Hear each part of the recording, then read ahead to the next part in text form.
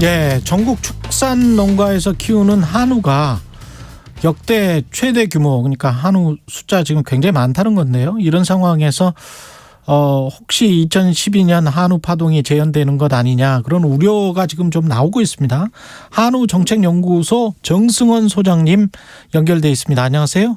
네, 안녕하십니까. 정승원입니다. 예, 한우 사육 두수가 올해 말 기준으로 어느 정도나 되나요, 지금?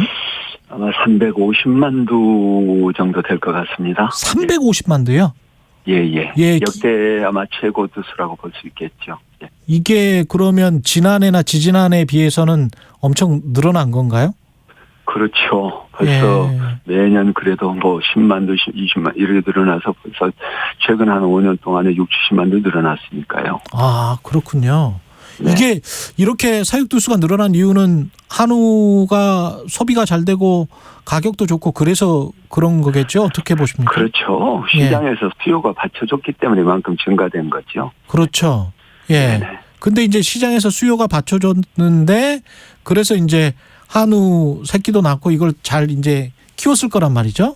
네, 그렇죠. 예, 한우 농가도 많아지고. 네네. 한우 농가는 많아지는 게 아니라 많아진 건 아닙니까? 오히려 줄었습니다. 농가는. 왜냐하면 농가는. 그동안 이제 소규모 농가가 많았기 때문에 이제 경쟁력이 없는 농가들은 다 폐업을 한 거죠. 그럼 대형화가 되면서 혹시 그렇죠. 사육 두수가 예, 훨씬 더 많이 늘었군요. 그렇습니다. 그러면서 또 대형화되면 아무래도 이제 규모의 경제가 되니까. 그렇죠. 예. 그러면 이렇게 늘면은 이렇게 한우 가격이 싸지게 되는 겁니까? 어떻게 되나요? 지금 그러니까 최근에 한우 사육 두수가 늘어난 거는 조금 과거와는 좀 성격이 달라요. 예. 그러니까 그거는 어떻게 보면은 최근 2년 동안에 코로나라는 새로운 어떤 사회적, 경제적 환경 변화가 아마 큰 요인이었을 거라고 생각을 하는데요.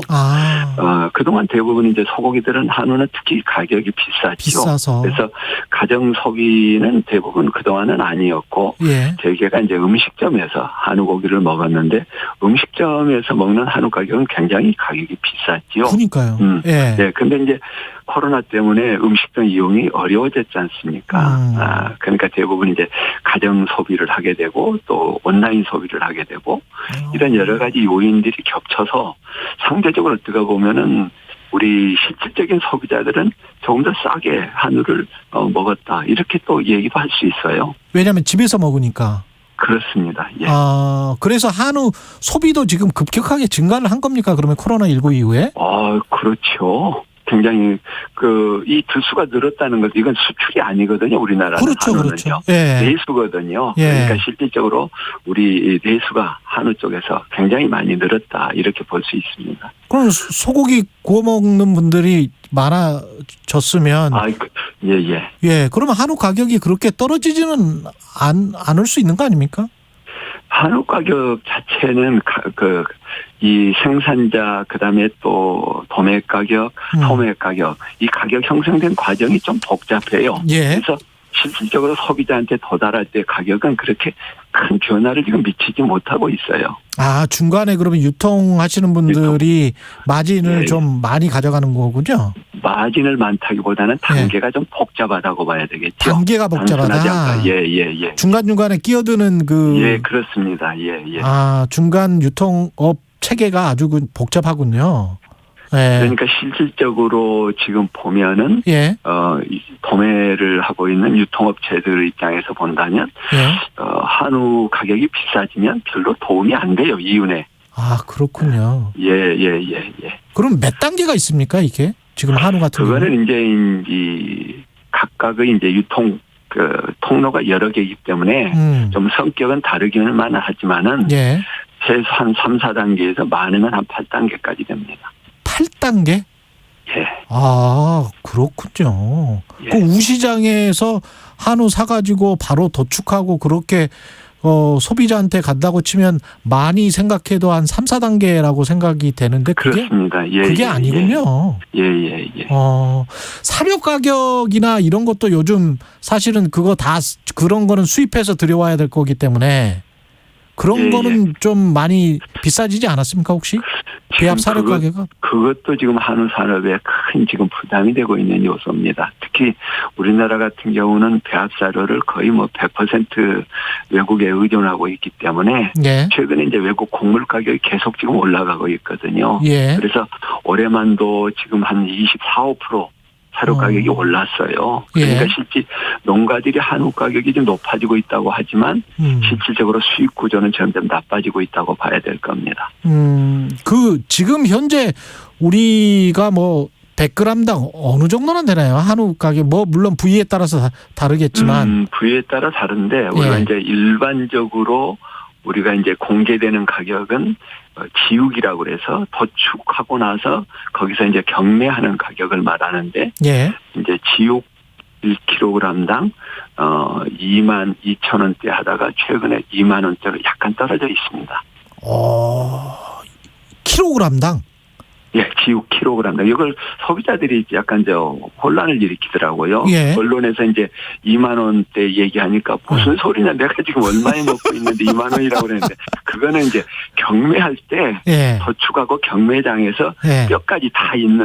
뼈까지 다 있네. 예, 다 있는 이제 가격을 말하는 거고. 예. 그게 가서 이제 다시 발골해가지고 뼈를 그렇죠. 빼내고 다시 부위별로 부분육으로 다시 가공을 하죠. 예. 그럼 우리나라 소비자들이 대부분 먹는 것은 등심, 채끝, 비싼 부위를 먹는 거죠. 그렇군요. 그러면 예. 이게 지금 한우 사육두수가 높아져서 소비자 가격은 한우 사육두수가 많아져서 소비자 가격은 뭐 낮아졌다. 이거는 소비자로서는 느낄 수가 없지 아직은 않습니까? 좀 느끼기가 어렵고요. 예. 아직은 이제 지금 한우 두수가 많아서 경매 가격이 좀 낮아진다고 그래서 1,000원, 2,000원 낮아진다고 그래서 아까 말씀드린 것처럼 등심 가격에 직접 그렇게 영향을 미칠 수 있는 정도는 아닙니다. 그러면 내년에는 어떻게 예상하세요?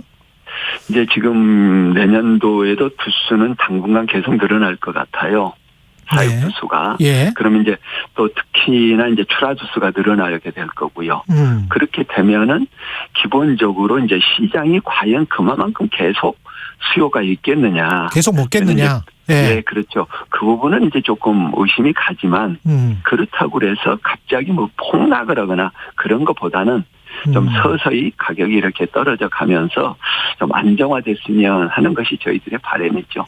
축산농가 입장하고 소비자 입장하고 조금씩 좀 다를 것 같습니다. 축산농가 입장에서는 가격이 계속 안정화되면서 소비도 많았으면 좋을 것 같고, 그렇죠. 네. 한우 키우시는 분들은 소비자 입장에서는 좀 떨어졌으면 좋겠고 가격이.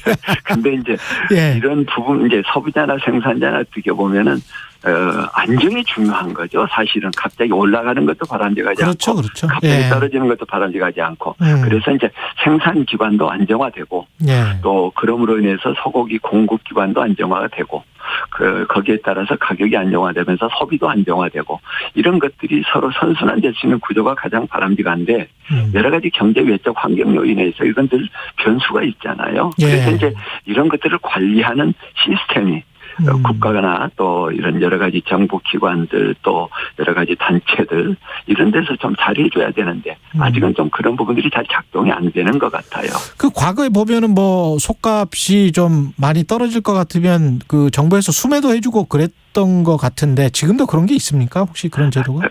없습니다, 현재는.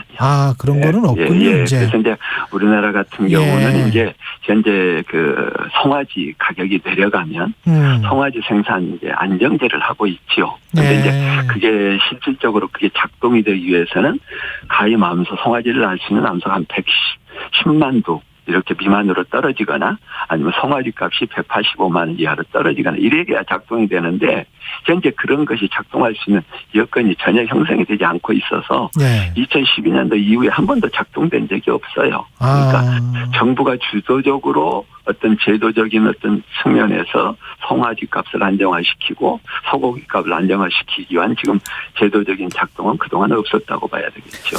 한우 혹시 마지막으로 수출하는 어떤 방안 같은 것도 있습니까?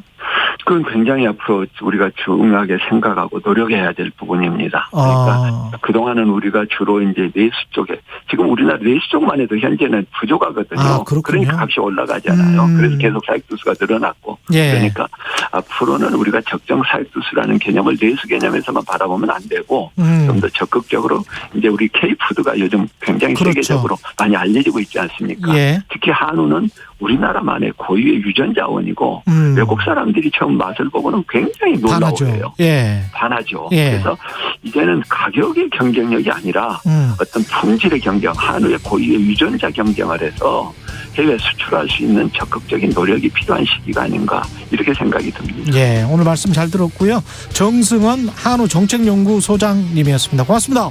네, 감사합니다. 네네. 네.